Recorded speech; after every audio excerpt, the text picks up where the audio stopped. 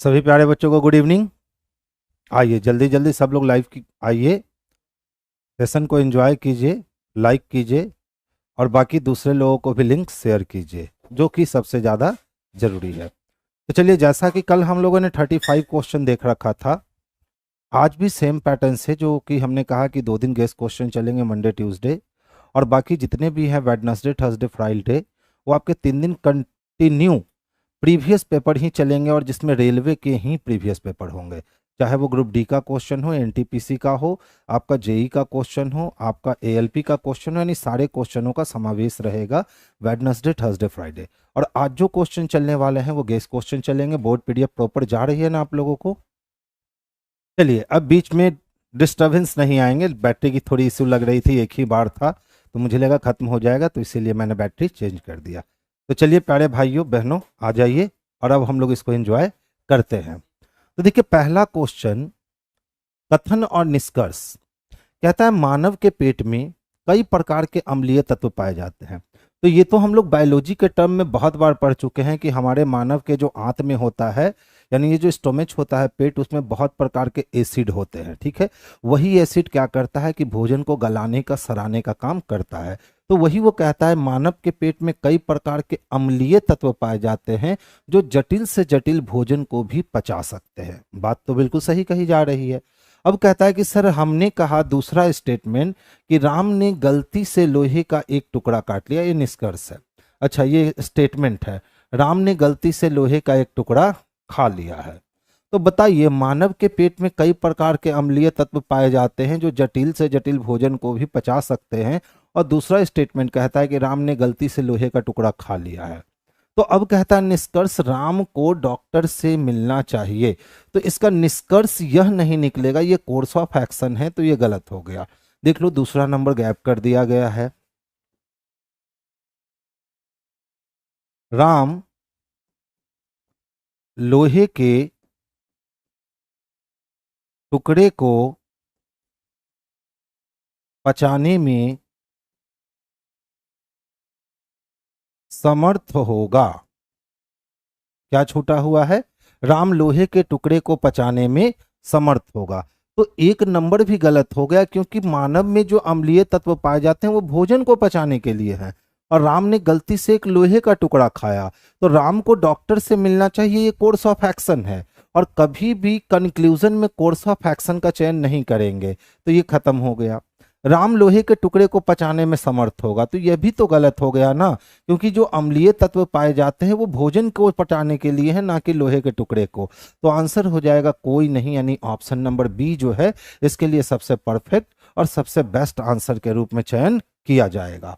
Next one देखोगे? चलिए देखिए, अच्छा यहाँ पे देखिए, यहाँ सारे आ गए। राम ने गलती से लोहे का टुकड़ा खा लिया, राम को डॉक्टर से मिलना चाहिए, ये हम लोग कर चुके थे।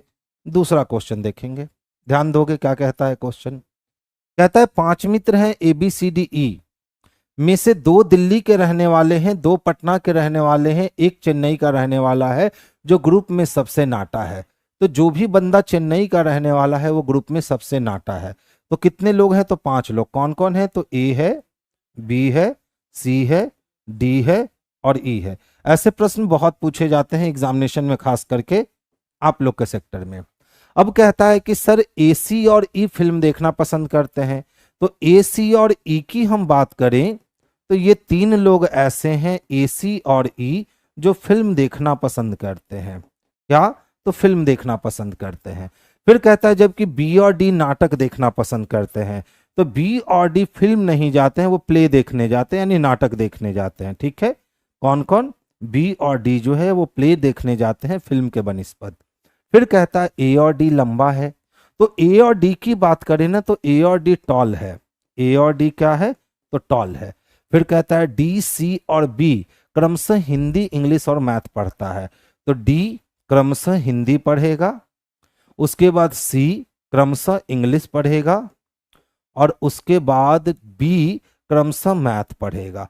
तो इन तीनों का विषय हमें मालूम चल गया। अब जिसे भौतिकी पसंद है वो सबसे नाटा है। तो देखिए, सबसे नाटा कौन है? तो सबसे नाटा बी और सी और डी में से बी और सी सबसे नाटा नहीं हो सकता, क्योंकि ये क्या है, तो मैथ और इंग्लिश के साथ गया, जबकि वो साफ कह रहा है कि जिसे फिजिक्स पसंद है वो सबसे नाटा है। तो तीन ही लोग यहाँ नाटा थे, बी सी और ई नाटा थे। बी और सी फिजिक्स पसंद कर नहीं सकता, यानी ई जो है वो सबसे नाटा है और इसने क्या पसंद कर लिया है, तो फिजिक्स पसंद कर लिया है। एक व्यक्ति को भूगोल पसंद है, तो भैया भूगोल किसको पसंद होगा, तो ए को भूगोल पसंद होगा। हमारा अरेंजमेंट यहां बन करके एक अटेम्प्ट में जो है ये तैयार हो गया। अब आपसे जो भी प्रश्न पूछे जा रहे हैं आप इस प्रश्न का जवाब दे सकते हो। चलिए देखिए कौन सबसे नाटा है, तो सबसे नाटा ई है, यानी ऑप्शन नंबर सी जो है इस प्रश्न के लिए सबसे परफेक्ट और सुटेबल आंसर है।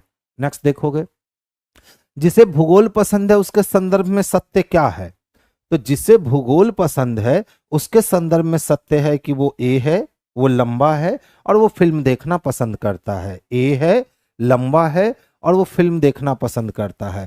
तो वो नाटक देखने वाला लंबा लड़का है, बिल्कुल नहीं। वो मूवी देखने वाला नाटा लड़का है, बिल्कुल नहीं। वह डी है, बिल्कुल नहीं। वो मूवी देखने वाला लंबा लड़का है। ऑप्शन नंबर डी इसके लिए सबसे बेस्ट और सबसे परफेक्ट आंसर्स के रूप में निखर करके बाहर आएगा।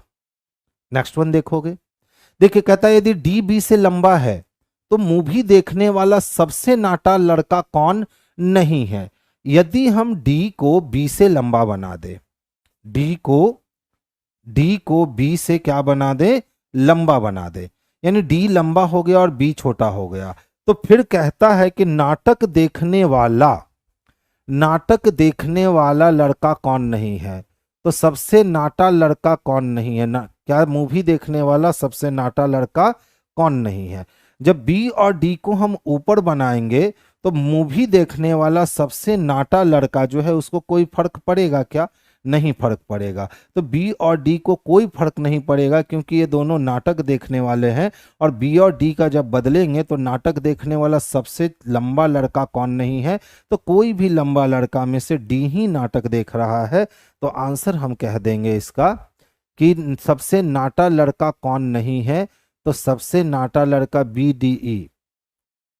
इस क्वेश्चन में नहीं को हटाइए, तब ये क्वेश्चन पर्याप्त बनेगा।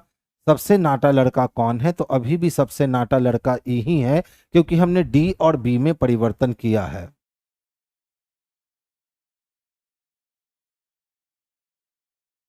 बाबू रंजन कुमार जी, हमारी तो मंशा यही रहती है कि आपका हम सारे कॉन्सेप्ट को जो है वो अच्छे से क्लियर करवा दे, जिससे आपको सावधानी बरतने का मौका मिले और आप ज्यादा से ज्यादा स्कोर कर सको। तो हमारे ओर से कोई चूक नहीं होगी, आप कंटिन्यू रहोगे, आप बहुत कुछ हमसे सीख जाओगे, ठीक है। चलिए देखिए क्या कहता है। एक परिवार में 7 सदस्य A B C D E F G शामिल हैं जो अलग अलग 3 पीढ़ियों से संबंधित है। तो मेरे भाई जब भी कहा जाए ना कि 3 पीढ़ियों से संबंधित है, यानी 3 जनरेशन से रिलेटेड है, तो एकदम अपने माइंड को सेट कर लेना कि चाहे कुछ भी हो जाए हम डायरेक्शन को 3 लाइन से ऊपर ले नहीं जा पाएंगे इसके जनरेशन को। जैसा कि उसने कहा एक परिवार में 7 सदस्य हैं जिसमें A B C D E F G शामिल हैं जो अलग अलग 3 पीढ़ियों से संबंधित है। अब कहता है सर ए जो है ना वो डी का फादर इन लॉ है। तो ए डी का फादर इन लॉ है, यानी जहां भी डी होगा यह विवाह करेगा किसी से और उसके जो पिताजी होंगे ए, तभी हम ए को डी का फादर इन लॉ कह सकते हैं। लेकिन डी लड़का है कि डी लड़की है इससे स्पष्टता नहीं होगा, लेकिन ए लड़का है हम प्रूफ कर सकते हैं। आगे चलते हैं। बी और सी की माता ई एफ की पुत्री है। तो कोई बी है और कोई सी है और इन दोनों की माता कौन है, तो ई है। जो किसकी पुत्री है, तो एफ की पुत्री है।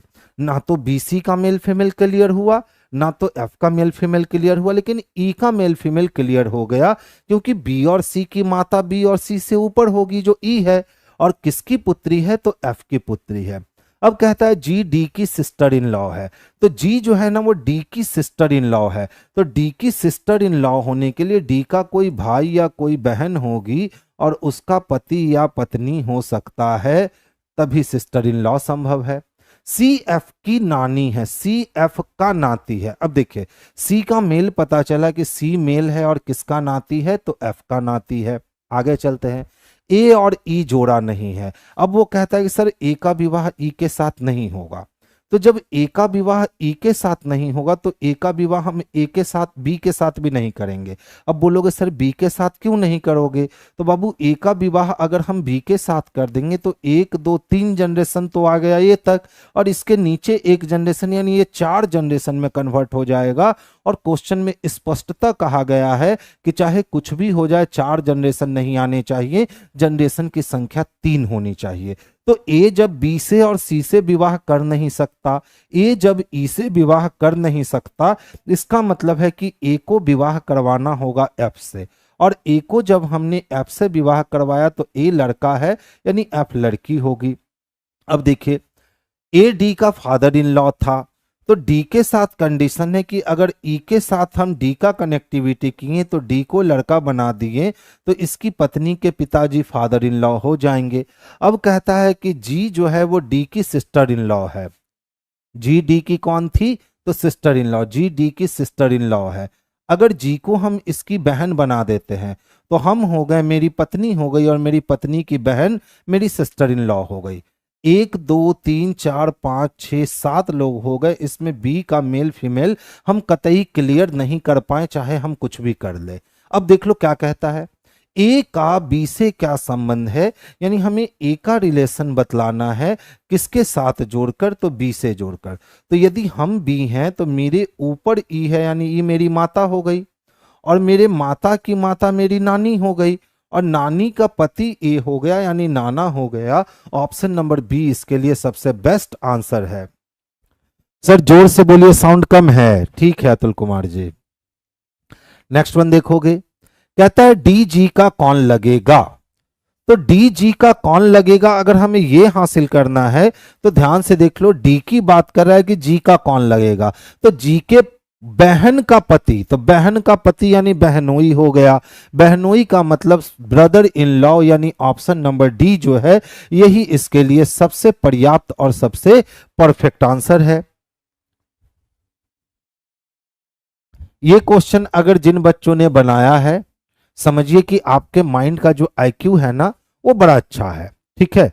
लेकिन जिन बच्चों से ये क्वेश्चन नहीं बन पाया उन बच्चों के पास थोड़ी सी समस्या है, आपको अपने आईक्यू बढ़ाने की जरूरत है, क्योंकि ये क्वेश्चन बड़ा बेहतरीन क्वेश्चन है, ठीक है। तो जल्दी से मुझे बनाकर दिखाओ। तो मैं आपको इस क्वेश्चन को बनाने के लिए 30 सेकंड का पर्याप्त समय भी दे देता हूं फिर से, ताकि आप अभी मुझे बनाकर दिखा सको। देखिए थोड़ा आप लोगों में कितना दम है, कितने लोग आंसर ला सकते हैं। सौरभ श्रीवास्तव जी ने ए आंसर दिया, बड़ा फास्ट आंसर दिया, बहुत बढ़िया। बाकी लोग आंसर नहीं दोगे जी? चलिए कोशिश कीजिए, देखिए क्या लॉजिक है। विष्णु ने भी कहा सर 9 ही आंसर होंगे, बहुत बढ़िया। और किसी का आंसर नहीं आएगा? पिंटू लाल एलपी ए, यानी सब लोग के ए आंसर आ रहे हैं, यानी सबके माइंड की आईक्यू अच्छी है। चलिए सबके अब ये आंसर आ रहे हैं, ऐसा नहीं ना है कि देख देख कर ये आंसर आ रहा है। चलिए देखिए क्वेश्चन बेहद ही खूबसूरत क्वेश्चन थे, ध्यान से देखोगे। सबसे पहले इन दोनों को मल्टीप्लाई किया तो 9 तिया कितने हो गए? तो 27 हो गए। अब इस 27 को आपस में जोड़ दिया तो 27 को जोड़ने पर 9 मिला, यानी ये वाला हिस्सा। अब इसका स्क्वायर किया तो 81 हो गए, और फिर आपस में जोड़ दिया तो फिर से मिल गया ये वाला हिस्सा। इसी तरह देखो 9 को सबसे पहले 6 से मल्टीप्लाई किया तो 9 छक कितने? तो 54। 54 का मतलब 5 4 को जोड़ दिया तो आंसर 9 आया, यानी ये वाला हिस्सा। और फिर 9 का स्क्वायर चढ़ा दिया तो फिर से 81 हो गए। 81 का मतलब 8 एक 9 जोड़ दिया तो ये वाला हिस्सा। अगर सेम काम हम करें तो 9 को 4 से गुना करेंगे, तो 9 को 4 से गुना किया तो 9 चौको 36 हो गए, और 36 को जब आपस में जोड़ेंगे तो 6 3 9 होगा, यानी यहां भी मुझे 9 चाहिए। और फिर इस 9 का स्क्वायर करेंगे तो 9 9 81 होगा, 8 1 जुट करके 9 हो जाएगा।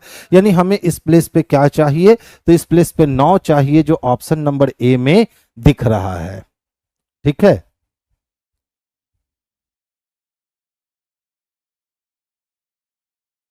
आगे चलें। बंगाली बाबा आपका कमेंट हम बार बार देखेंगे तो यहां पढ़ाएगा कौन जी? चलिए देखिएगा, निम्नलिखित सूचनाओं को पढ़िए और दिए गए प्रश्नों के उत्तर दीजिए।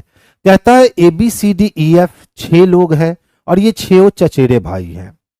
क्या है? तो चचेरे भाई है। कोई भी दो भाई समान आयु का नहीं है, लेकिन सबका जन्म महीने की एक ही तारीख को हुआ है। सबसे छोटे भाई की आयु 20 वर्ष है।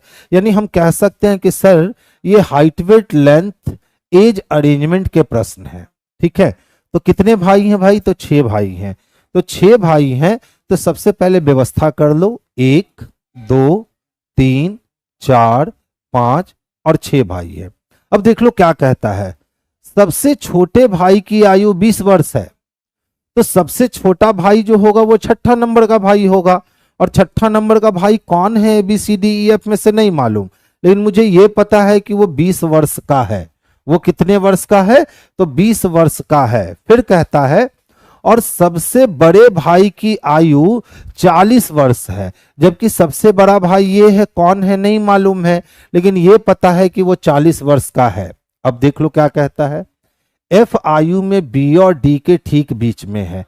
तो B और D के ठीक बीच में F का पोजीशन है। इससे हम स्पष्ट नहीं कर पाएंगे कि पहले B की पहले D, तो वाइस वर्सा केस। आगे चलते हैं, A B से आयु में बड़ा है और A जो है ना वो आयु में B से क्या है? बड़ा है। C D से आयु में छोटा है और C जो है वो D से आयु में छोटा है। E सबसे बड़ा नहीं है, तो E जो है ना वो सबसे बड़ा नहीं है, लेकिन F से बड़ा है। तो E सबसे बड़ा तो नहीं है, लेकिन किससे बड़ा है? तो F से बड़ा है। आगे चलते हैं, लेकिन F से बड़ा है। प्रत्येक भाई की आयु में 3 वर्ष से ज्यादा का अंतर है, यानी दो भाइयों की आयु में 3 वर्ष से ज्यादा का अंतर होगा, ये तय है। ठीक है, देख लो अच्छा सा क्वेश्चन है। अब हमें इस वाले पैटर्न को क्या करना है ना, कि अरेंज करना है। तो देख लो, B से बड़ा कौन है? A है, और C से छोटा कौन है? D है। तो अगर इस वाले को इसके साथ हम कनेक्ट करते हैं तो हम कह सकते हैं कि सर B के ऊपर A को लेकर आ जाओ और D के नीचे C को लेकर आ जाओ, बिल्कुल कहा जा सकता है।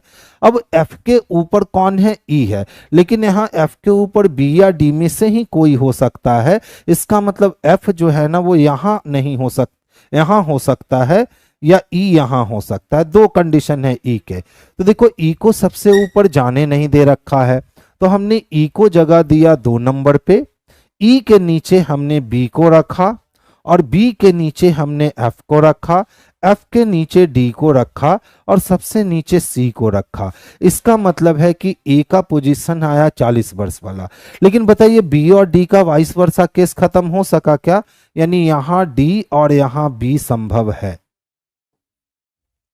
अरेंजमेंट एक बार में बनकर तैयार हो गया। खुश रहिए अक्षय कुमार जी। अब देखिए क्या कहता है, यदि B की आयु 30 वर्ष है तो निम्नलिखित में किसकी आयु 36 वर्ष हो सकती है? तो B के लिए यहां 2 कंडीशन है, या तो हम B को यहां रख ले, या तो हम B को यहां रख ले। अब देख लो, प्रत्येक भाई की आयु के बीच 3 वर्ष से ज्यादा का अंतर था, तो अगर हम B को यहां रख लेते हैं, ठीक है, तो 36 वर्ष का ये तो हो सकता है, लेकिन फिर ये 36 वर्ष का हो जाएगा तो B से A तक जाने में 10 ही साल का अंतर मिलेगा, क्योंकि B का आयु हमने कितना रखा है? तो 30 वर्ष रखा है। तो 30 से 10 वर्ष रखेंगे तो यहां से यहां 10 वर्ष कैंसिल हो जाएगा, जो संभव नहीं है, क्योंकि 10 वर्ष यहां हो गया और फिर 10 वर्ष के बीच में 1 2 3 4 और 3 वर्ष से ज्यादा का अंतर है, तो 3 चको 12 साल तो ऐसे ही हो गए। यानी तय हो गया कि अब B को सर यहां मत रखो, आप B को इस प्लेस पे रखो, और तब आप B की आयु कितनी बना दो? तो 30 वर्ष बना दो। लेकिन सिर्फ इसी क्वेश्चंस के लिए, क्योंकि यदि लगा हुआ है क्वेश्चन में, तो इसी क्वेश्चंस के लिए B का पोजीशन यहां फिक्स हुआ। अब देख लो, अगर ये भाई साहब 20 के हैं तो ये 23.5 वर्ष के, और ये 26.5 वर्ष के, और ये 30 वर्ष के हो सकते हैं। तो अब इस कंडीशन से 36 वर्ष किसकी आयु होगी? तो E की आयु हो सकती है। यानी ऑप्शन नंबर C जो है यही हमारे लिए सबसे बेस्ट और सबसे परफेक्ट आंसर बनने वाला है।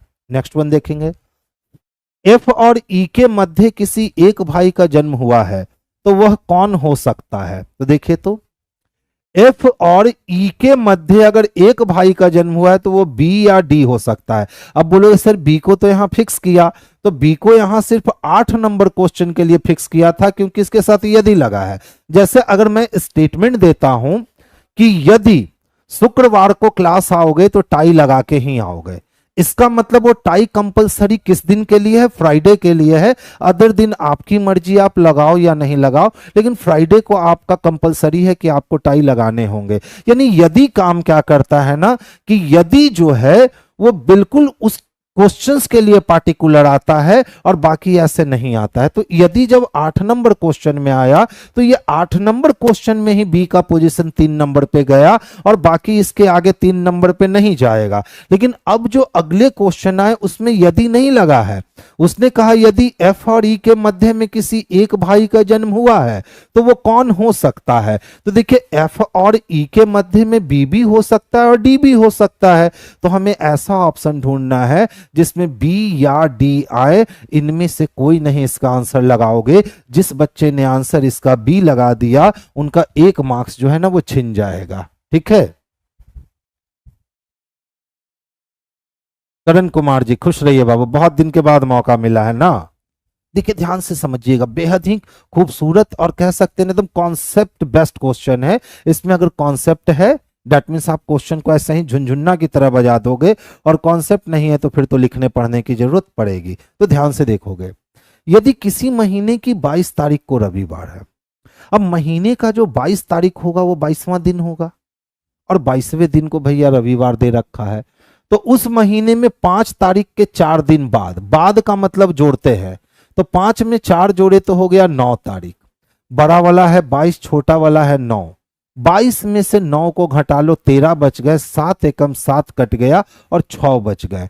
तो रविवार से 6 दिन पीछे आओ या 1 दिन आगे जाओ, तो 6 दिन पीछे जाने से अच्छा है 1 दिन आगे चले जाओ, यानी सोमवार हो जाएंगे। देखो हमने क्या किया, हमें पता है कि सर 22 तारीख को कौन सा दिन है, तो 22 तारीख को संडे यानी रविवार का दिन है। और वो जानना चाहता है प्रश्न के अकॉर्डिंग कि 5 तारीख के 4 दिन बाद, तो 5 4 9 तारीख को कौन सा दिन होगा बताइए। तो बताइए ट्रेडिशनल तरीके से बनाएं, तो अगर 22 को संडे है तो 22 में अगर 7 दिन माइनस कर देंगे तो 15 तारीख को भी संडे होगा, बोलो होगा। अगर 15 में 7 दिन माइनस कर देंगे तो 8 तारीख को संडे होगा, और जब 8 तारीख को संडे होगा तो मेरे भाई 9 तारीख को मंडे होगा ना। यही मंडे हमने निकाला कि 9 तारीख को क्या हो जाएगा, तो मंडे हो जाएगा। नेक्स्ट वन देखिए, 5 अप्रैल 2024 को कौन सा दिन है? तो ध्यान से समझोगे, जब भी किसी वर्ष का डेट फाइंड करना हो तो हमेशा उसके पहले वाले वर्ष को बेस बना लो। जैसे अगर 2024 का डेट फाइंड करना है तो आप बेस 2023 को बना लो। अगर 2018 का डेट फाइंड करना है तो बेस 2017 को बनाओ। अगर 2025 का डेट फाइंड करना है तो 2024 को बेस बनाओ, यानी बेस हमेशा पिछले साल को रखोगे। अब देखो 5 अप्रैल 2024 का डेट निकालना था तो हमने 2023 को बेस बना लिया, और चूंकि 2400 के गुणज पे है तो इसके लिए हमारा कोड 0 यूज होगा, और 23 साल को हम 7 से भाग देकर शेषफल जमा करेंगे। याद रखना, जब भी अंतिम 2 अंकों को 7 से भाग दोगे तो शेषफल ही जमा करोगे। तो 7 21 हो गए और शेषफल 2 बच गए। अब इस अंतिम 2 अंकों को 5 से भाग देकर भागफल जमा कर लो, तो 5 चको 20 हो जाएंगे, यानी 7 से भाग दोगे तो शेषफल और 5 से भाग दोगे तो भागफल। अब देख लो, ये 3 काम किसी भी कैलेंडर में करने का मतलब है कि आप 31 दिसंबर को पहुंच चुके हो। यानी हमने जो शताब्दी कोड लिखा, सेंचुरी कोड लिखा, अंतिम 2 अंकों को 7 से भाग देकर शेषफल लिखा और अंतिम 2 अंकों को 4 से भाग देकर भागफल लिखा, तो हमने यहां तक में 31 दिसंबर पहुंच गए। अब हमें 5 अप्रैल तक जाने थे, तो अब हम 24 में एंट्री ले रहे हैं।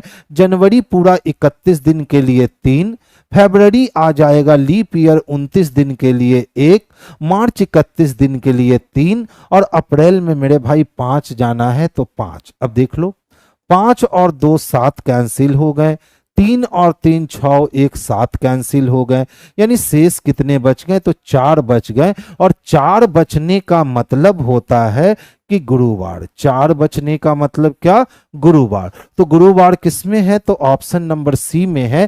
तो 11 नंबर क्वेश्चंस के लिए आंसर हमारा ऑप्शन नंबर सी होगा। आगे चले? नहीं रे बाबू, पहले 7 से भाग देना है। 23 को पहले 7 से भाग देना है, तो 7 21, बच गया 2, इस 2 को लिख देना है। फिर इसी 23 को 4 से भाग देना है, तो 4 × 5 = 20, बच गए 3, लेकिन इस बार भागफल लिखना है। 4 × 5 = 20।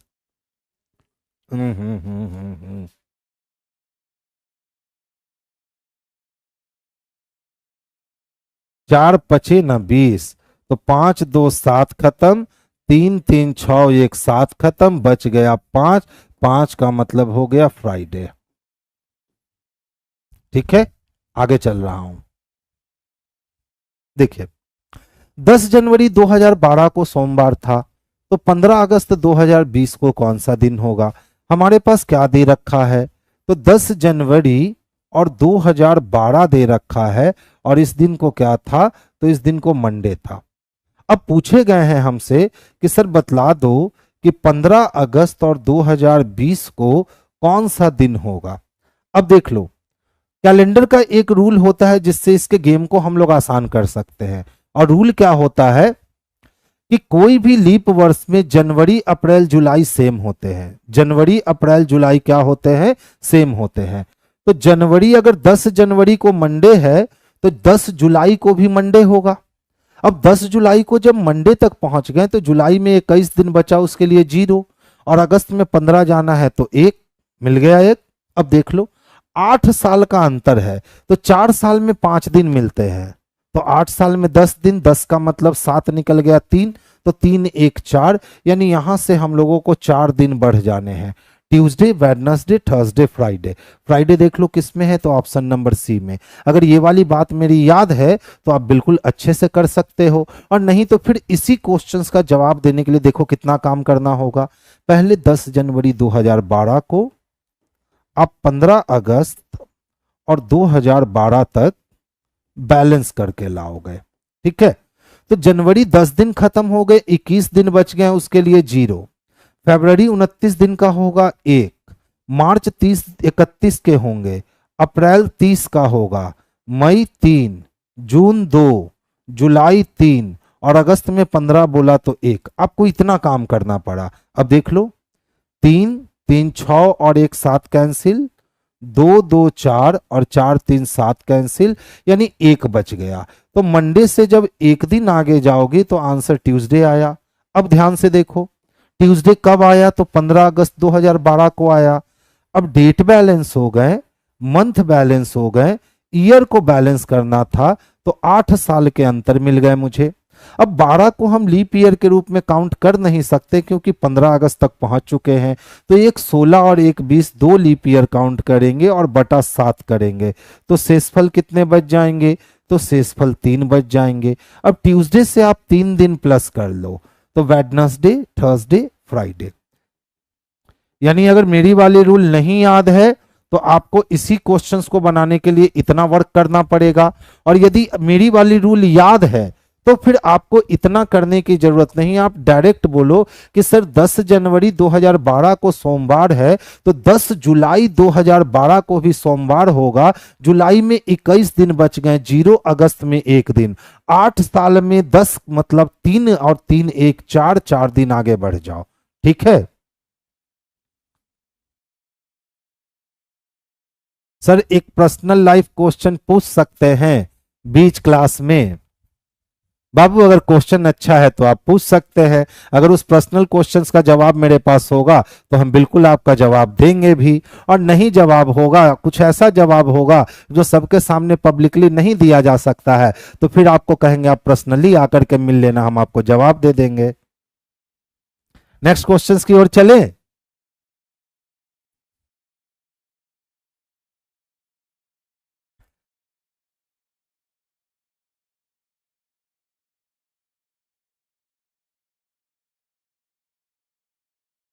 डरिए नहीं, ठीक है। डर के आगे ही जीत होता है, लेकिन खुशी कुछ दिन की होती है, और चाहे ऐसे हो चाहे वैसे हो, वो दुखवा को कोई बांट नहीं सकता है।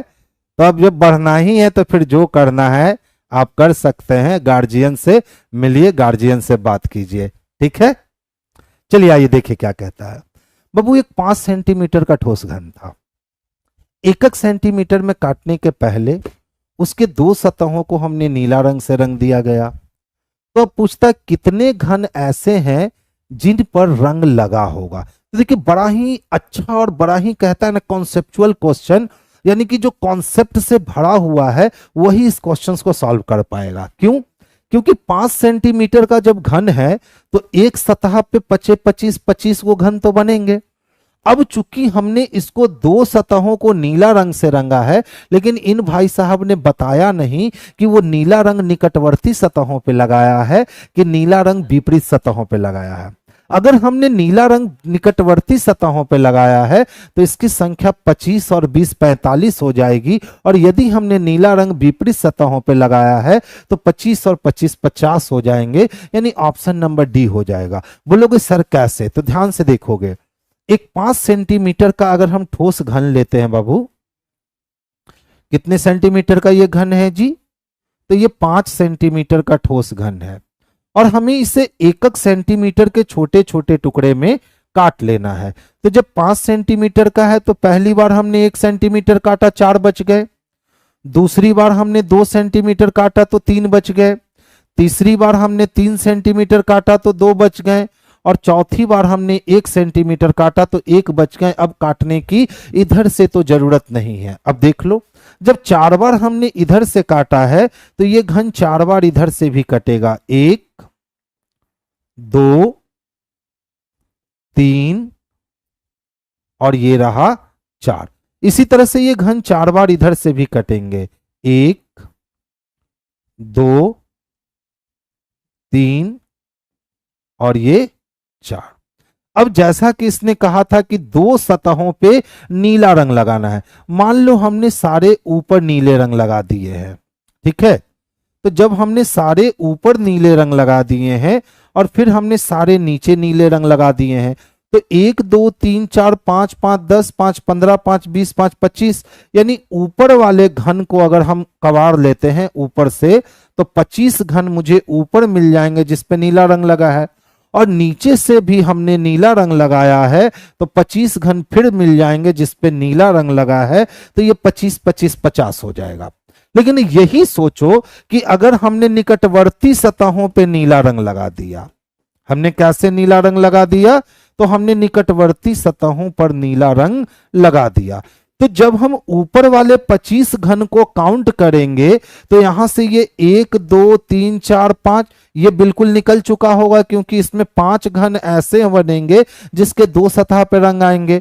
तो बाकी जो बच गया वो 4 ही तल्ला बच गया, यानी इतने घन बच गए, और इतने घन का मतलब 5 5 10 5 15 5 20। तो अब संख्या हो गई 25 और प्लस 20 यानी कि 45। वही हमने कहा था कि जब तक रंग को डिफाइंड ना कर दे कि रंग को कैसे लगाया गया है, निकटवर्ती लगाया गया है कि विपरीत लगाया गया है, तब तक हम परफेक्ट आंसर दे नहीं सकते। अगर विपरीत लगाया गया है तो इसका आंसर 50 होगा, और निकटवर्ती लगाया गया है तो इसका आंसर 45 होगा। तो ये बेहतरीन क्वेश्चनों में से अभी तक जितने क्वेश्चन क्यूब क्यूबॉइड के पूछे गए हैं उसमें अगर बेहतरीन क्वेश्चंस की आप बात करोगे, अच्छे क्वेश्चंस की बात करोगे, तो यह भी एक क्वेश्चन है जो काफी अच्छा क्वेश्चन है। नेक्स्ट वन देखोगे, देखिए तो ध्यान से समझिएगा। कैट को कहता है कि सर ये 57 है, तो 20 एक 21, 21 और 3 कितने हो गए?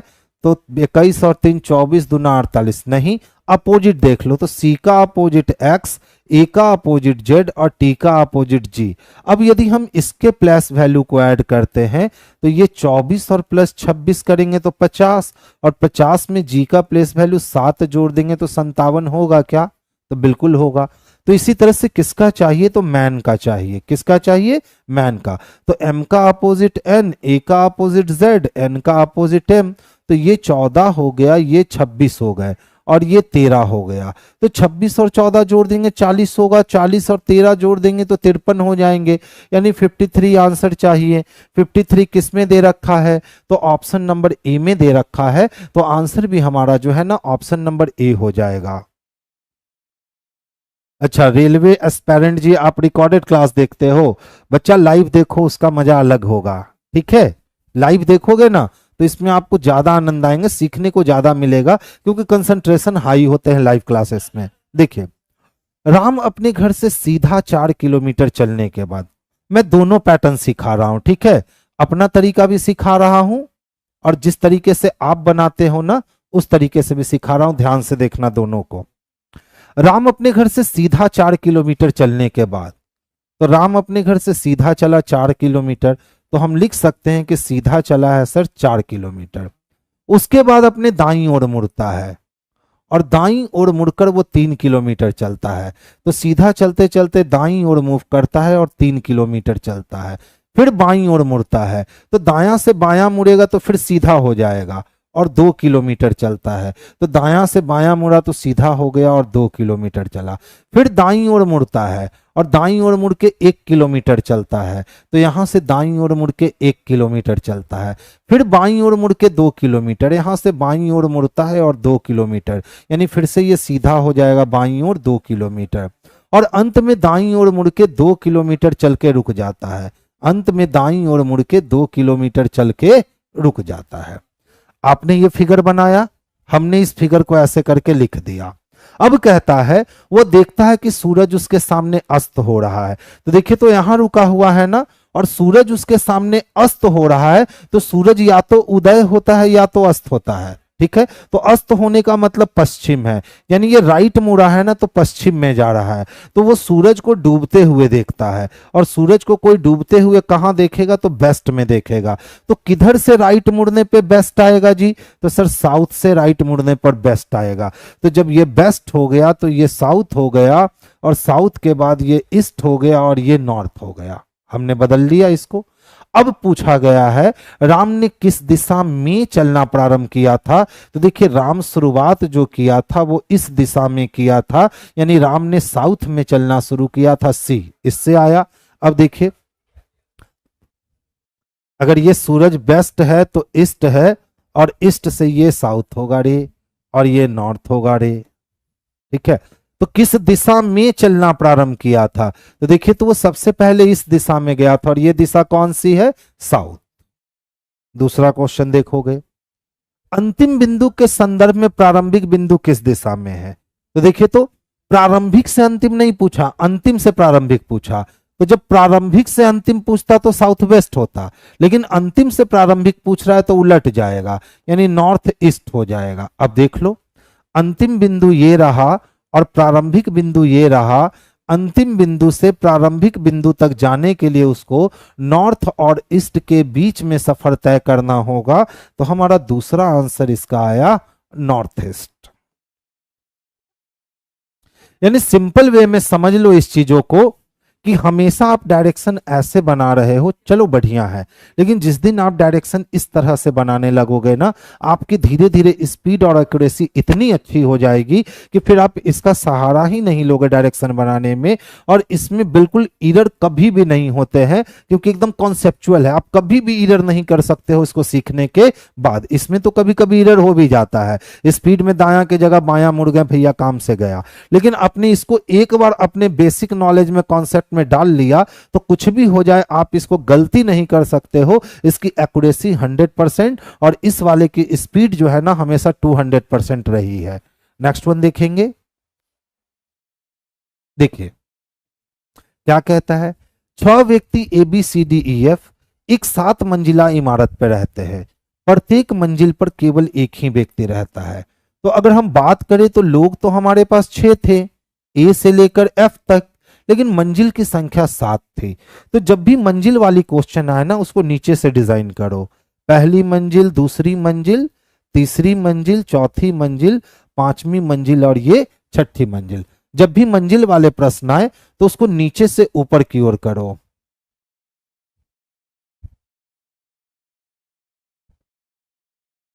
नमन सिंह, अगर किसी स्टूडेंट ने कोर्स लिया है तो प्लीज बता दे। बहुत सारे स्टूडेंटों ने कोर्स ले रखा है। चलिए देखिए, अब पूछे गए हैं कौन सी मंजिल खाली है, तो पहले इसको अरेंज करना होगा। क्या कहता है, ए बी के मंजिल के ठीक ऊपर के मंजिल पर रहता है लेकिन वो सम संख्या वाली मंजिल नहीं है। तो ए जब भी रहेगा तो बी के मंजिल के जस्ट ऊपर रहेगा, लेकिन ए सम संख्या पे नहीं रहेगा, तो ए विषम पे रहेगा। यानी 5 पे 3 पे रह सकता है, 1 पे ए नहीं रह सकता है, क्योंकि उसके नीचे बी भी चाहिए। डी जो एक मंजिल खाली है उसके ठीक नीचे वाली मंजिल पर रहता है, यानी जो भी मंजिल वैकेंट है उसके जस्ट नीचे वाली मंजिल पे बी रहता है। तो अभी तक स्पष्ट नहीं हुआ है कि कौन सी मंजिल खाली है। खाली वाली मंजिल और बी के मंजिल के मध्य सी रहता है, तो खाली वाली मंजिल, ठीक है, और बी की मंजिल के मध्य कौन रहता है, तो सी रहता है। तो डी जो एक खाली मंजिल है, अच्छा यहां बी नहीं था रे बच्चा, यहां डी था, ठीक है। फिर कहता है सर ई दूसरी मंजिल पे रहता है। अब देख लो पहला क्लू जो है ना, ये फिक्स दिया कि सर ई को आप कहां रख दो, तो ई को दूसरी मंजिल पे रख दो। अब देखो ए के जस्ट नीचे बी को रखना और ए को ऑड प्लेस पे रखना। अगर ए को हम 1 पे रखेंगे तो बी को जमीन में रखना होगा, काम खत्म। अगर ए को हम 5 पे रखते हैं तो हम बी को रख सकते हैं, लेकिन ए को 3 पे रखें तो अब बी को नहीं रख सकते। यानी ए को हम लोगों ने कहां रख लिया, 5 नंबर पे, और उसके नीचे कौन से भाई साहब आ गए, तो ए के जस्ट नीचे बी आ गया। ए के जस्ट नीचे 4 नंबर पे बी आ गया। अब देख लो ध्यान से, बी और वैकेंट के बीच में सी को जगह मिलनी है, तो जब बी यहां है तो एक गैप करके वैकेंट हो नहीं सकता, लेकिन एक गैप करके वैकेंट ऊपर अगर रखेंगे तो हम सी को जगह नहीं दे सकेंगे। और उसने क्या कहा था कि खाली वाली मंजिल और बी के मंजिल के मध्य सी रहता है, तो खाली वाली मंजिल और बी की मंजिल के मध्य सी रहता है। वैकेंट के जस्ट नीचे डी रहता है। ए बी के मंजिल के ठीक ऊपर रहता है, लेकिन वो सम संख्या वाली मंजिल नहीं है, तो विषम संख्या वाली मंजिल है। डी जो एक मंजिल खाली है उसके ठीक नीचे वाली मंजिल पर रहता है, तो डी जो एक मंजिल खाली है उसके नीचे रहता है। खाली वाली मंजिल और बी के मंजिल के मध्य सी रहता है, तो खाली वाली मंजिल और बी की मंजिल के मध्य सी रहता है। ई दूसरी मंजिल पर रहता है, तो ई भैया दूसरी मंजिल पर रह लिया। अब अगर हम 5 पे ए को रखेंगे तो ए के जस्ट नीचे बी आएगा जो ऑड है, और बी और सी के मध्य में, बी और वैकेंट के मध्य में ही सी चाहिए, और वैकेंट के नीचे डी चाहिए। देखिए ध्यान से, हाँ इंग्लिश में देख लूं क्या। 6 person A B C D E F live on a 7-story building. Only one person live on each floor. A lives on the floor immediately above of floor B, but is not at the even number floor. D lives immediately below the one which one is vacant. C live between the vacant floor and B's floor. C जो है vacant और B के बीच में रहता है। यहां से आपको नहीं हटाना पड़ेगा, यहां से नहीं हटाना पड़ेगा। अब देखो दो कंडीशन आया, अगर हम लोग ए को यहां रख ले और बी को यहां रख ले, तो बी और सी के मध्य वैकेंट नहीं हो सकता है। अगर हम लोग ए को यहां रख ले और बी को यहां रख ले, तो ए जाएगा 6 नंबर पे, बी आ गया इस नंबर पे, बी और वैकेंट के मध्य में कौन आ गया, सी आ गया, और वैकेंट के नीचे ही डी चाहिए। डी जो एक मंजिल खाली है उसके ठीक नीचे वाली मंजिल एडजस्ट नहीं हो रहा है जी, ये बात हजम नहीं हो रही है। एक ही मंजिल के ठीक ऊपर, ए बी के मंजिल के ठीक ऊपर के मंजिल पे, लेकिन सम संख्या वाली मंजिल पे नहीं, ठीक है। डी जो एक मंजिल खाली है उसके ठीक नीचे वाली मंजिल पे, खाली वाली मंजिल और बी के मंजिल के मध्य, खाली वाली मंजिल और बी के मंजिल के मध्य सी, ई दूसरी मंजिल पर रहता है, ठीक है। ए बी, बी तो डी सी,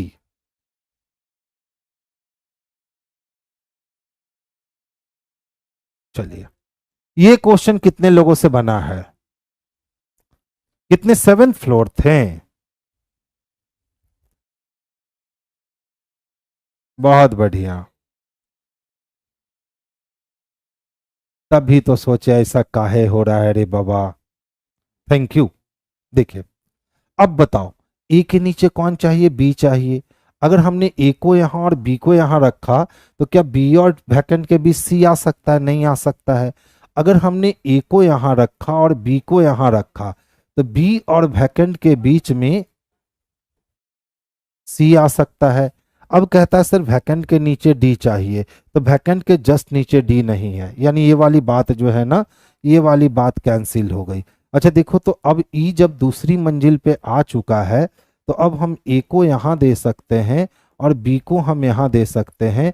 तो बी और वैकेंट के मध्य सी है, तो बी और वैकेंट के मध्य सी नहीं, बी और वैकेंट के, तब भी बाबू रे एरर है। ये क्वेश्चन ध्यान से देखिएगा, बहुत ही खूबसूरत और बहुत ही बेहतरीन क्वेश्चन है। ठीक है, ध्यान से देखोगे। देखिए, अगर हम यहां से एक कॉन्सेप्ट देखें ना, तो 9 × 8, 9 कितने हो गए? तो 72 हो गए। और इन दोनों को आपस में गुना कर दे तो 7 × 2 = 14 मिल जाएगा। ठीक है। इसी तरह अगर हम 7 × 3 कर दे तो सत्तिया कितने मिल गए? तो 21 मिल गए। इन दोनों को गुना कर दे तो 2 × 1 2 मिल गया। इसी तरह से अगर 4 को हम 11 से गुना करते हैं तो 11 चक्को 44 मिल जाते हैं। और फिर इसको आपस में गुना करें तो 4 चक्को कितने मिल जाते हैं? 16 मिल जाते हैं। हम यहाँ वाले पार्ट तक सारे में पहुंच चुके हैं। अब बात रही कि सर ध्यान से देखोगे तो यहाँ कितने हैं? तो 8 का अंतर है। यहाँ कितने हैं? तो 2 का अंतर है। ठीक है।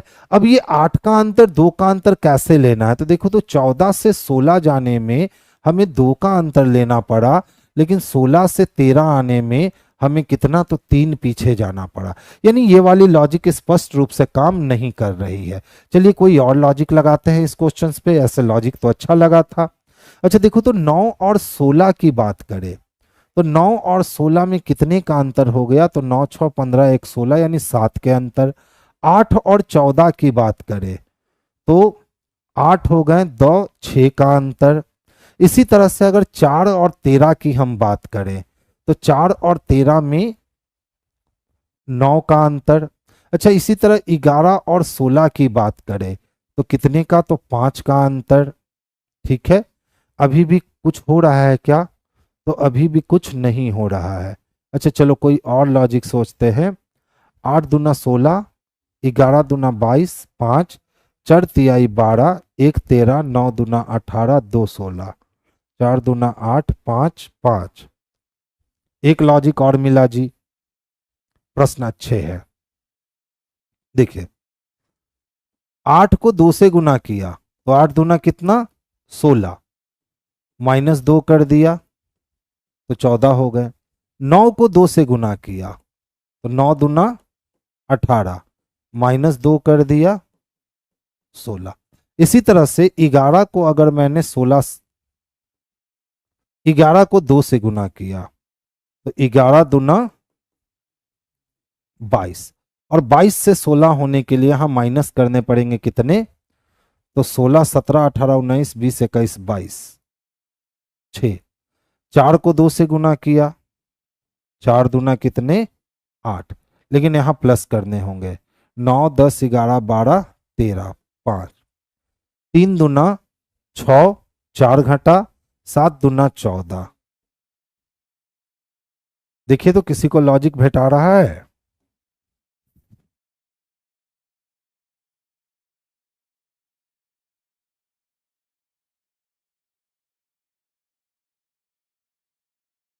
चौदह से 2 और 16 से 3। ठीक है। तो 14 से 2 और 16 से 3, 2 क्यों? एक का अंतर है तो 2, 7 का अंतर है तो 3, एक का अंतर है तो 2, 7 का अंतर है तो 3, तो 4 का अंतर है तो 2।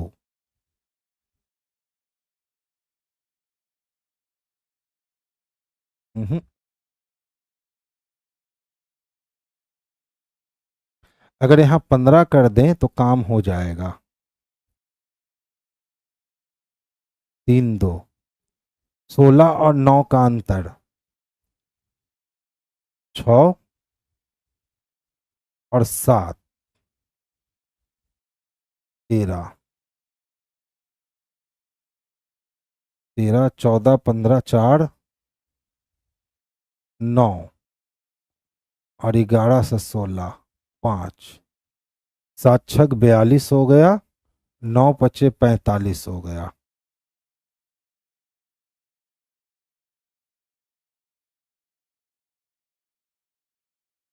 अब क्या किए हो भाई साहब, 2 से 3 7, 9 का आधा,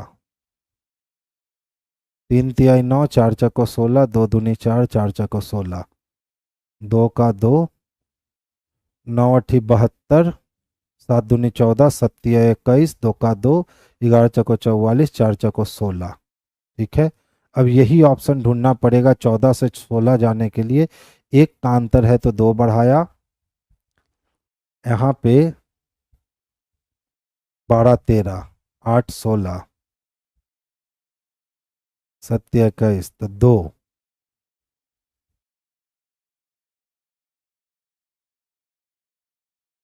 आइए देखिए कितना है, 4 है, 4 के बाद कितना 8 है, 8 के बाद कितना 14 है, 14 के बाद कितना 22 है, 22 के बाद कितना 6 और 6 के बाद कितना 18।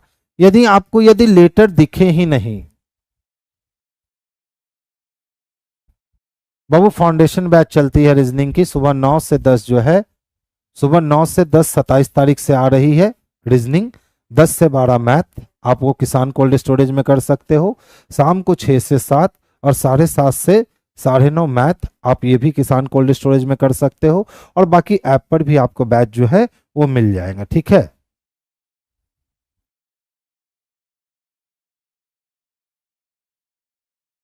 चलिए देखिए, 4 से 8 जाने के लिए क्या करोगे, 4 जोड़ दोगे, 8 से 14 जाने हैं तो कितने जोड़ दोगे, तो 6 जोड़ दोगे, और 14 से 22 जाने हैं तो कितने जोड़ दोगे, तो 8 जोड़ दोगे, यानी 22 और 10 32, 10 जोड़ दोगे। अब कितने, तो 12 जोड़ दोगे।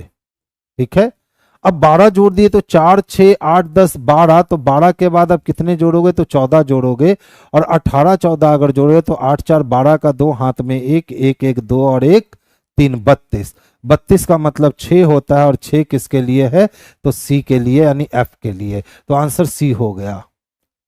कोना कोनी गुना करके देखे,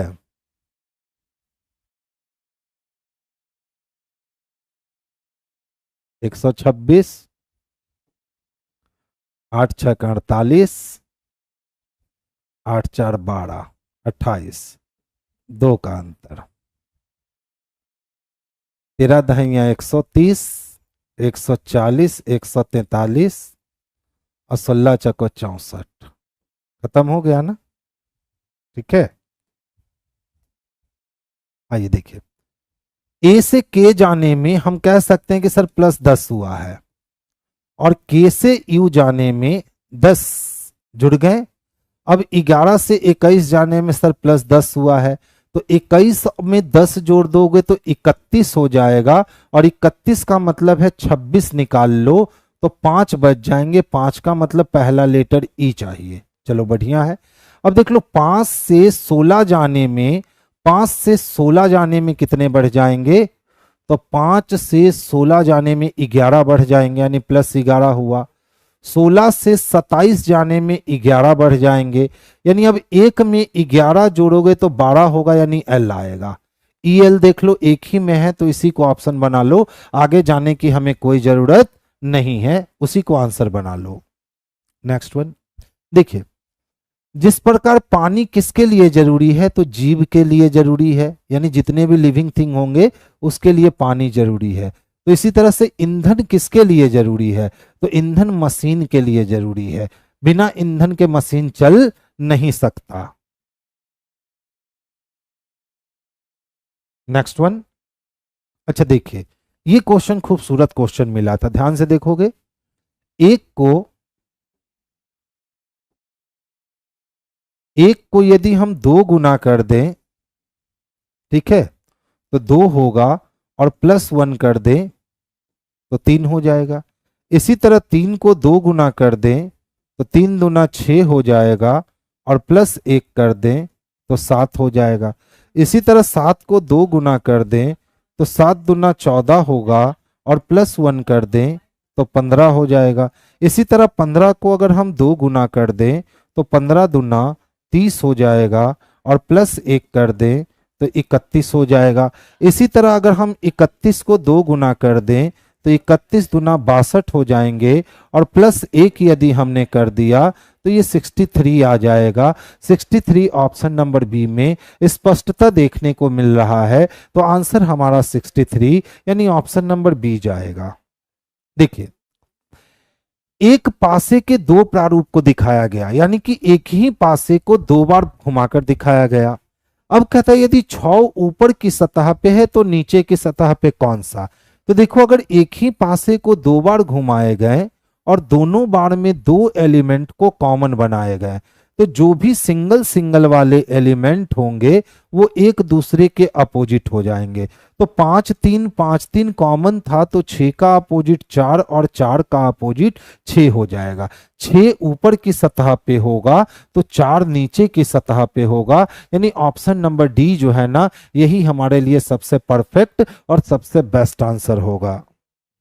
नेक्स्ट वन देखिए, एक कक्षा में सुनीता ऊपर से 21वां है। तो पहले मैं आपको ट्रेडिशनल तरीका बता देता हूं, जैसे कि आप बच्चों ने डिमांड किया मुझसे आकर के सर पहले ट्रेडिशनल सिखा दो, उसके बाद मुजवानी सिखा देना। तो चलिए, एक कक्षा में सुनीता का स्थान ऊपर से 21वां है। ऊपर से 21 नंबर पोजीशन किसके लिए है? तो सुनीता के लिए है। अब कहता है मीता जो सुनीता के नीचे 9वीं है, तो सुनीता के नीचे 9वें नंबर पे अगर हम बात करें ना, तो ये पोजीशन किसका है? तो मीता का है। कहता है नीचे से 11वीं है। अब ये मीता नीचे से कितनी हो गई बाबू? तो 11वीं हो गई। पूछता है क्लास में कितने बच्चे हैं। तो ध्यान से समझोगे, अगर सुनीता का पोजीशन 21 है और 21 से 9 स्थान अगर हम नीचे आ गए तो 21 और 9 30 हो जाएगा। इसका मतलब मीता का पोजीशन ऊपर से 30 हो जाएगा, और इसी मीता का पोजीशन नीचे से 11 दे रखा है। तो अब टोटल निकालने के लिए हम ऊपर प्लस नीचे करेंगे, यानी 30 + 11 कर देंगे। और चूंकि हमने मीता को ऊपर से भी काउंट किया और मीता को नीचे से भी काउंट किया, तो 2 बार मीता को काउंट किया तो 1 बार कम कर देंगे। तो ये टोटल 41 - 1 हो गया, यानी ये टोटल पोजीशन कितने आ गए? तो टोटल पोजीशन 40 आ गया, यानी ऑप्शन नंबर बी जो है इसके लिए आंसर होगा। ठीक है, अब देखो सवाल उठता है कि सर ये तो हम ऐसे बना सकते हैं, लेकिन क्या बिना पेन उठाए भी बना सकते हैं? तो हाँ भैया, बिल्कुल बना सकते हैं। सीखिए, कितने बच्चे हैं आपको मालूम नहीं है, सिर्फ सुनोगे, रामायण की तरह होता है कहानी। कितने बच्चे हैं आपको मालूम नहीं है। सुनीता ऊपर से गई और 21 कुर्सी कब्जा कर ली। मीता उसके नीचे 9 कुर्सी पे कब्जा की। तो सुनीता ऊपर से 21 कुर्सी और उसके नीचे 9 कुर्सी, यानी 21 और 9 30 कुर्सी। तो मीता तक आते आते ऊपर से 30 कुर्सी कब्जा, और वही मीता नीचे से 11 है, तो 30 और नीचे से 11 41, और एक ही मीता को 2 बार जोड़े हैं तो 41 में से 1 घटा दिए तो आंसर आ गए 40, यानी ऑप्शन नंबर बी में स्पष्टता हमें 40 दिख रहा है, तो हम लोग 40 को आंसर कर लेंगे। ध्यान से देखिएगा,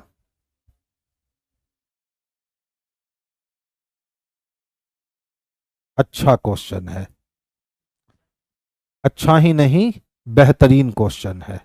ध्यान से देखो, पहले क्या किया ना इस 5 4 के साथ कि आपस में जोड़ दिया, तो 5 4 कितने हो गए? तो 9 हो गए।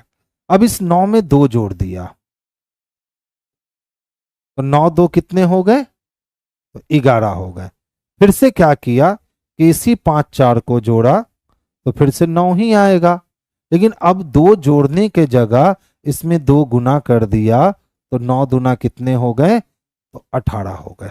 ठीक है, यानी 5 4 जोड़ा 9, और 9 में 2 जोड़ा 11, फिर से 5 4 जोड़ा 9, 9 में 2 से गुना किया 18। ठीक है, अब देख लो ध्यान से। हाँ, दूसरे वाले की बात करें तो 3 और 8 को जोड़ दिया गया, तो 8 और 3 कितने हो गए 11। 11 में 2 अगर जोड़ दिया गया तो मिल गया मुझे 13।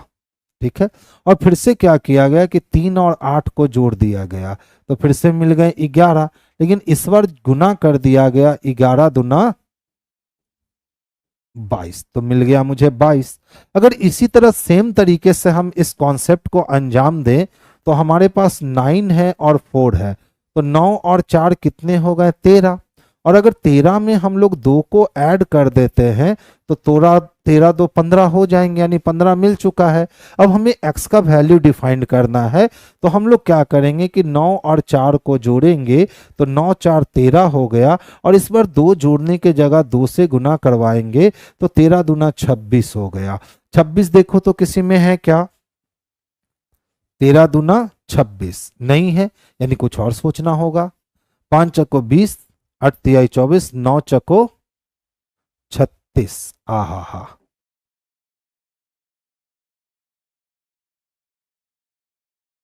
देख लीजिए 5 गुने 4, 5 चक्को कितना 20, और प्लस है तो -2, तो कितने हो गए 18। तिनी अठी 24, और प्लस है तो -2, तो कितने हो गए तो 22। इसी तरह से 9 गुने 4, 9 चको 36, और प्लस है तो -2, यानी कि 34।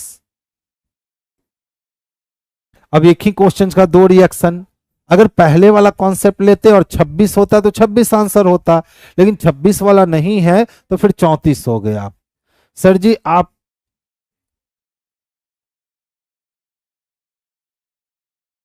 अच्छा टाइमर लगा दे 10 से 15 सेकंड के लिए सॉल्व करने के लिए। बाबू आप ये सॉल्व करके आओ, इसीलिए मैं आपको एक दिन पहले पीडीएफ प्रोवाइड करवा देता हूं, ताकि आप सारे क्वेश्चंस को जो है ना वो बना करके आओ, और बनाने के बाद फिर आप यहाँ जब डिस्कशन सुनोगे ना तो वो कॉन्सेप्ट आपकी बिल्कुल पक्की हो जाएगी। इसीलिए मैं इस सारे क्वेश्चंस का पीडीएफ एक दिन पहले ही सेंड करवा देता हूँ टेलीग्राम चैनल पे, जिससे कि आप बना कर आओ और यहाँ पे सिर्फ आप डिस्कशन को एंजॉय करो और सीखो कि हमारी कमी कहाँ रह गई थी, सर किस वे से बना रहे हैं, मैं किस वे से बना रहा हूं, इसका कंपेयर करो। जैसे ही आप ये चीज सीख लोगे आपकी स्पीड और एक्यूरेसी जो है ना वो बिल्डअप हो जाएगी। नेक्स्ट वन,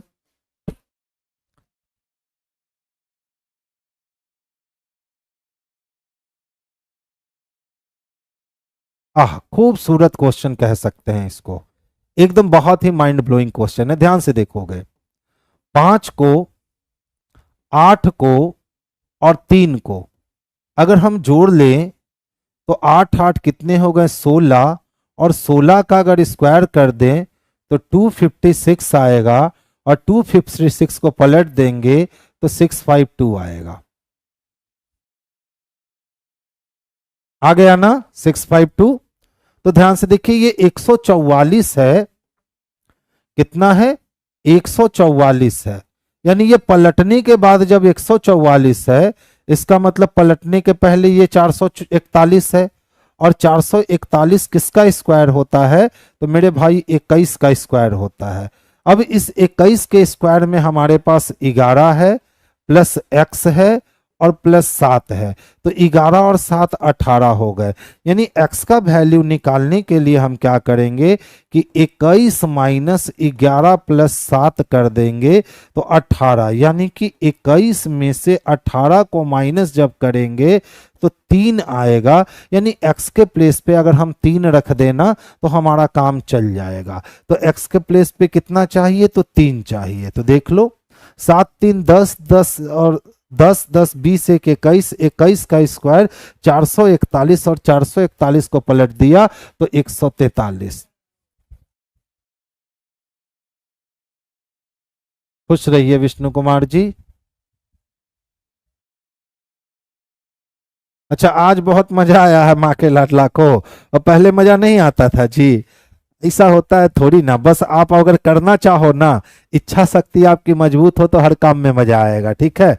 और इच्छा शक्ति मजबूत नहीं है ना तो किसी भी काम में मजा नहीं आने वाला है। अच्छा ध्यान से देखो तो क्या कहता है, अगर हम फोकस की बात करें, आई आर एफ एक्स भी लिख रखा है। अगर थोड़ा सा कंसंट्रेशन हाई है आपका और आपको प्लेस वैल्यू पे कमांड है, तो 6 और 9 इसका मतलब 3 जुड़ गया, 15 से 18 इसका मतलब 3 जुट गया, 3 से 6 इसका मतलब 3 जुट गया, 21 से 24 इसका मतलब 3 जुट गया, और 19 से 22 इसका मतलब 3 जुट गया। यानी पूरे फंक्शन में क्या हो रहे हैं, तो 3 जुट रहे हैं। अब कैप्चर के लिए पूछता है कि सर कैप्चर को कैसे लिखोगे, कैप्चर को कैसे लिखोगे। तो देखिए 3 ही तो जोड़ने हैं ना, तो 3 3 कितने हो गए 6, 1 और 3 कितने 4, 16 और 3 19, 20 और 3 23, 21 और 3 24, 18 और 3 21, 5 और 3 8। यानी F D S W X U H चाहिए। F D S W X U H option number B में स्पष्टता देखने को मिल रहा है। तो आंसर हमारा ऑप्शन नंबर बी जो है वो बिल्कुल आराम से हम लोग कर सकते हैं। अच्छा, आज आपका पहला क्लास है, ध्यान से देखिए। राम का संबंध कौशल्या से है, तो कर्ण का संबंध किससे होगा। तो जैसे कौशल्या राम की माता थी, यानी राम जो थे वो कौशल्या के पुत्र थे, तो ऐसे ही कर्ण जो थे ना वो कुंती पुत्र थे। क्या थे, तो कुंती पुत्र थे। कुंती किसमें है, तो ऑप्शन नंबर डी में है। कर्ण क्या थे, तो कुंती पुत्र थे, यानी ऑप्शन नंबर डी में है। देखिए, तमिलनाडु का डांस फॉर्म है कुचिपुड़ी। एनालॉगी का प्रश्न है, तमिलनाडु का डांस क्या है, कुचिपुड़ी। तो पूछता है सर भरतनाट्यम कहाँ का होगा, तो अरुणाचल प्रदेश में बिहू डांस होता है, केरला में कथकली, ओडिशा में ओडिसी डांस होता है। तो भरतनाट्यम बाबू आंध्र प्रदेश का हो जाएगा। कहाँ का हो जाएगा, तो भरतनाट्यम आंध्र प्रदेश से संबंधित है।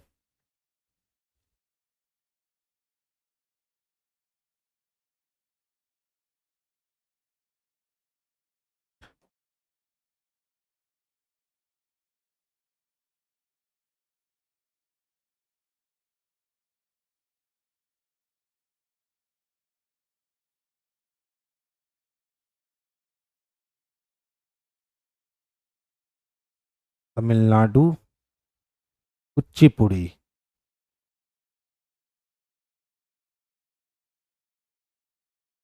देखिए एच का प्लेस वैल्यू 8, हमने 2 जोड़ दिया तो 10 हो गए। ओ का प्लेस वैल्यू 15, हमने 2 घटा दिया तो 13 हो गए। 21 में 2 जोड़ दिया तो 23 हो गए, और 19 में 2 घटा दिया तो 17 हो गए। इसी तरह 5 में 2 घटा दिया तो 3 हो गए। कर लो क्या चलता है, तो +2, ठीक है, और +2 -2 +2 -2 चल रहे हैं। चलिए 18 में 2 जोड़ोगे तो 20 होगा, ये दोनों ऑप्शन कैंसिल। 5 में 2 घटाओगे तो 3 होंगे, ठीक है। 8 में 2 जोड़ोगे तो 10 होंगे। 5 में 2 घटाओगे 3, 1 में 2 3, यानी ऑप्शन नंबर सी को ही आंसर बना लो, आगे जाने की जरूरत नहीं है, ठीक है। नेक्स्ट वन देखिए, अर्पणा कहती है वह व्यक्ति मेरे भाई, तो अर्पणा कह रही यानी अर्पणा व्यक्ति है, वह व्यक्ति तो कोई व्यक्ति होगा, मेरे मेरे यानी अर्पणा के, तो वह व्यक्ति अर्पणा के भाई की पत्नी यानी भाभी के पुत्र, तो भाभी का पुत्र भतीजा का एकमात्र चाचा, तो भतीजा का एकमात्र चाचा कौन हो जाएगा, तो भाई हो जाएगा, का पिता है, यानी वो व्यक्ति भाई का पिता है। व्यक्ति अर्पणा से कैसे संबंधित है, व्यक्ति अर्पणा से कैसे संबंधित है, यहां लिखना चाहिए था अर्पणा व्यक्ति से कैसे संबंधित है, उल्टा लिख दिया गया है व्यक्ति अर्पणा से कैसे संबंधित। देखिए कौन कह रही है, तो अर्पणा कह रही है। क्या कह रही है, वह व्यक्ति, व्यक्ति हमेशा जो होगा ना वो मेल मेंबर ही होगा, तो वह व्यक्ति यानी मेल मेंबर, वह व्यक्ति मेरे भाई, तो अर्पणा का कोई भाई है, की पत्नी के पुत्र के एकमात्र चाचा, तो ये एकमात्र चाचा इसका कौन होगा, तो अर्पणा का एक और जो भाई होगा वही इसका एकमात्र चाचा होगा। और चाचा के यह व्यक्ति कौन है, तो पिता है, चाचा का कौन है, पिता है। तो वह व्यक्ति मेरे भाई की पत्नी के पुत्र के एकमात्र चाचा के पिता हैं। तो वो व्यक्ति अर्पणा से किस प्रकार संबंधित है? तो व्यक्ति अर्पणा का पिता होगा, इसको चेक कहिए कि वे व्यक्ति अर्पणा व्यक्ति से कैसे संबंधित है? तो अर्पणा व्यक्ति की क्या हो जाएगी? पुत्री हो जाएगी, और वो व्यक्ति क्या हो जाएगा? तो पिता हो जाएगा। ध्यान दीजिएगा, लास्ट 2 क्वेश्चन है।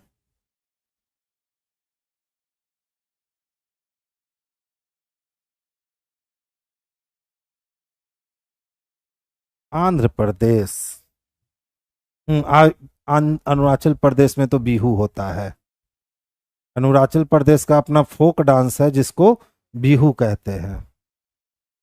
देखिए, प्लस के बाद जो आएगा वो क्या कहलाएगा? भाई। और माइनस के बाद जो आएगा पिता, और इनटू के बाद जो आएगी पुत्री, और डिवीजन के बाद जो आएगी पत्नी। अब हमारे सामने समीकरण दिए गए हैं, पूछा डी का ए से क्या संबंध है। तो अगर हम हैं तो प्लस के बाद जो भी मिलेगा वो मेरा भाई होगा, और मेरे भाई की पत्नी जो होगी वो मेरी भाभी होगी, और मेरे भाभी के पिता जो होंगे वो मेरे ससुर होंगे। तो ससुर किस में है? तो ऑप्शन नंबर डी में है। G divided by H into I plus J, G divided by H into I plus J into I plus J में किसका पूछा गया है?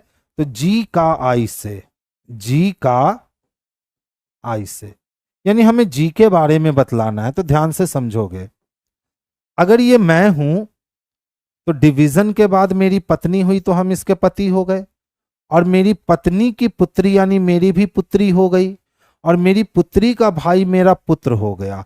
तो जब ये मेरा पुत्र है तो हम इसके पिता होंगे कि नहीं होंगे? बिल्कुल होंगे। अब देख लो पिता किस में है? तो पिता ऑप्शन नंबर बी में है। तो आंसर भी हमारा ऑप्शन नंबर बी ही जाएगा। आंसर हमारा क्या जाएगा? तो ऑप्शन नंबर बी जाएगा। अब ध्यान से समझिएगा, वेडनेसडे, थर्सडे, फ्राइडे, ये 3 दिन जो चलने वाले हैं, ठीक है, ये प्योर प्रीवियस कलेक्शन ही चलने वाले हैं। यानी मैं आऊंगा और प्रीवियस पेपर को ही सॉल्व करूंगा।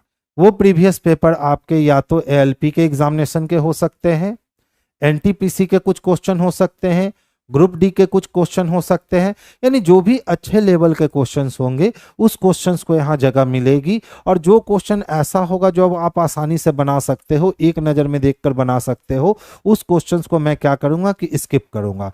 क्योंकि आप अगर देखोगे तो 18 से लेकर के 22-23 तक जो एग्जामिनेशन लिए गए हैं उसमें सारे क्वेश्चन में जटिलताएँ नहीं हैं, लेकिन कह सकते हैं कि ऑलमोस्ट 30% क्वेश्चन जो है वो अच्छे पूछे गए हैं। तो जो अच्छे क्वेश्चन 30% है, हम लोग उसका सिलेक्शन सबसे पहले करेंगे, उसका चयन करके उस क्वेश्चंस को हम यहाँ इनबिल्ड करेंगे। आपको एक दिन पहले जा चुका होगा मटेरियल। जैसे कल जो भी डिस्कशन मैं करवाने वाला हूँ, आज आपके पास ऑलरेडी वो पीडीएफ के फॉर्म में पहुंच जाएगा। आप उसको सॉल्व कर लोगे और सॉल्व करने के बाद अपने डिस्कशन को अंजाम दोगे। इससे आपकी एक्यूरेसी और आपकी स्पीड दोनों जो है वो मेंटेन रहेगी। और एग्जामिनेशन तक अगर हम ये कंटिन्यू करते रह गए और आप भी अगर एग्जामिनेशन तक कंटिन्यू मेहनत करते रह गए, तो जब दोनों की मेहनत बाबू साथ में जुट जाएगी, हमारी पूरी टीम आपके पीछे जो मेहनत कर रही है, इस मेहनत से आप बिल्कुल रिजल्ट के आसपास पहुंच नहीं सकते हो, बल्कि रिजल्ट वाली बाउंड्री को पार करके अपनी एक सीट पक्की भी कर सकते हो। तो बस जो भी है मेहनत कीजिए, ईमानदारी के साथ कंटिन्यू रहिए, क्योंकि बिना कंटिन्यूटी के कुछ भी नहीं होता है। विष्णु जी, कल भी हमने कहा था बुक चाहे किसी भी पब्लिकेशन की हो, कोई भी दुनिया की बुक खराब नहीं होती है, बस उसमें आंसर की एक्यूरेसी और उसमें जो कैलकुलेशन दिए गए हैं, यानी जो मेथड दिए गए हैं, वो मेथड कितना अच्छे से दिया गया है, इस बात पे ये डिपेंड करता है कि बुक अच्छी है या बुक बुरी है। तो बुक कभी भी खराब नहीं होते हैं। आप कोई भी पब्लिकेशन का बुक बना रहे हैं, आप बना सकते हैं, कोई दिक्कत नहीं है। लेकिन अगर आप प्लेटफॉर्म की भी अपनी चलती है रुक्मणी पब्लिकेशन के बुक, यदि आप उसको देखोगे तो उसमें एक्सप्लेनेशन बहुत अच्छे दिए गए हैं। ठीक है, एक्सप्लेनेशन जो है ना वो बहुत अच्छे दिए गए हैं। अगर आप उस बुक का एक्सप्लेनेशन पढ़ोगे तो फिर उस कॉन्सेप्ट को ही आप क्लियर कर लोगे, क्योंकि उसमें सिर्फ क्वेश्चंस को डिजाइन नहीं किया गया, आंसर को डिजाइन नहीं किया गया है, ऐसा हुआ है तो क्यों हुआ है ये भी बहुत बताए गए हैं। ठीक है, कोई नहीं बाबू, कंटिन्यू हमारी क्लास चलेगी। आज दूसरा दिन था, जैसा कि हमने कहा है 30 दिन 30 मैराथन। अगर 30 मैराथन इन होने तक एग्जामिनेशन कंटिन्यू हो गए तो बढ़िया है, और अगर एग्जामिनेशन कंटिन्यू नहीं हुए, एग्जामिनेशन और आगे जाते हैं तो ये 30 मैराथन 40 50 60 मैराथन में भी मैं बदल लूंगा और हमारी पूरी टीम बदलेगी। उसके लिए आप टेंशन फ्री रहिए, आप बस अपनी कंटिन्यूटी दर्ज कीजिए और ज़्यादा से ज़्यादा कम से कम लोगों को लिंक शेयर कीजिए। ठीक है, आप लिंक नहीं शेयर करते हो, आपको तो मजा आ रहा है राजू, हमें भी तो मजा आना चाहिए न रे। तो लिंक को शेयर कीजिए, थोड़ा अपने अगल बगल के लोगों को जागरूक कीजिए कि सर क्लास लेने आ गए हैं, कंटिन्यू क्लास चल रही है, इसका फायदा उठाएं, प्रॉफिट लें। ठीक है, तो चलिए आज का जो 35 क्वेश्चन था, आज का 35 क्वेश्चन हम लोग समाप्त करते हैं और कल भी हम लोग फिर मुलाकात करेंगे। तो देखिए, तो कहता है डी ए की सिस्टर इन लॉ है। अब देख लो यहाँ क्या कहता है, प्लस के बाद भाई है, माइनस के बाद पिता है। तो प्लस के बाद भाई है और माइनस के बाद क्या है, पिता है। फिर कहता है इनटू के बाद पुत्री है और डिवीजन के बाद पत्नी है। तो इनटू के बाद पुत्री है और डिवीजन के बाद पत्नी है, यही है ना, इनटू के बाद पुत्री और डिवीजन के बाद पत्नी।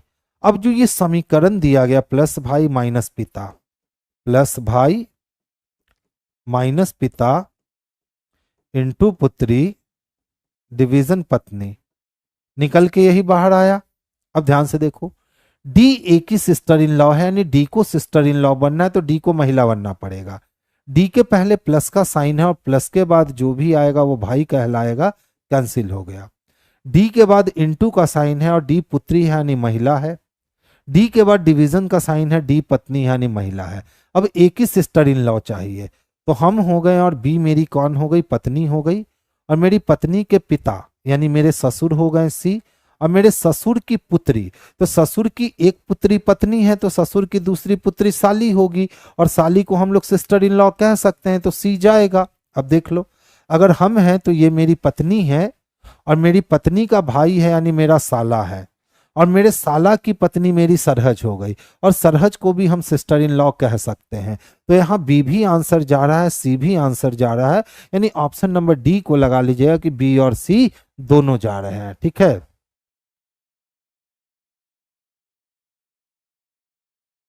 अच्छा कल आप 5 कैंडिडेट को लाइव क्लास करवाएं, बहुत बढ़िया।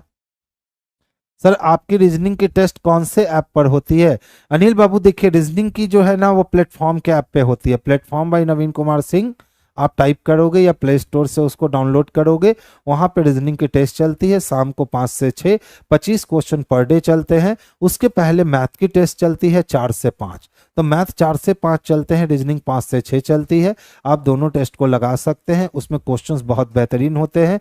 ऑफलाइन मोड में आने के लिए आपको किसान कोल्ड स्टोरेज आना पड़ेगा, और ऑनलाइन मोड में आने के लिए आप कहीं से भी लगा सकते हो। तो चलिए अब आज की सभा हम यहीं बर्खास्त करने चाहेंगे। सभी बच्चों को गुड नाइट। अब इसके बाद आपकी मैथ में मुलाकात होगी सर से, तो मैथ को एंजॉय कीजिए। सर के डीप कॉन्सेप्ट को एक बार आप समझ जाते हो तो फिर आप मैथ को ऐसे उंगली पे चुटकी पे जैसे नचाना है ना, आप वैसे नचा सकते हो। तो सर के साथ जुड़िए, आप बिल्कुल बिंदास होकर के, उनका कॉन्सेप्ट ही इतना बेहतरीन है कि आपको मजा आ जाएगा।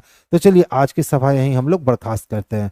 सर साइंस टेस्ट कब से होगा? बहुत जल्दी होगा साइंस टेस्ट, थोड़ा आशीष सर के खाली होने का हम लोग वेट कर रहे हैं। चलिए आज की सभा बर्खास्त करते हैं। गुड नाइट सभी बच्चों को। कल प्रीवियस पेपर है, याद रखोगे, ठीक है? तो कल जितने भी क्वेश्चन मिलेंगे वो सारे पूछे गए एग्जामिनेशन में क्वेश्चन मिलेंगे, तो बढ़ चढ़ कर हिस्सा लीजिए और बाकी नए लोगों को लिंक भेजिए ताकि वो भी इस डिस्कशन को देखें और वो भी इससे प्रॉफिट ले सके। ठीक है, चलिए गुड नाइट सभी बच्चों को।